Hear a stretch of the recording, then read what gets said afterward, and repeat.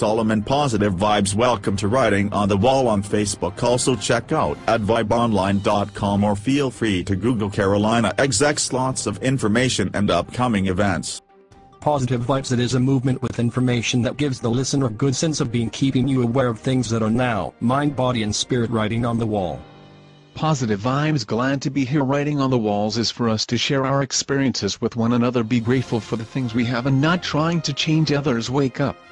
Yes, it is a pleasure. We have a lot to discuss. Awareness is key in 2012. We have to be responsible for our own actions. Start to document the events that happen in our life. Very true. We have to teach the children again through music, media and all other forms of entertainment. Contact us. Find the writings, find your voice and your divine purpose. Love is key.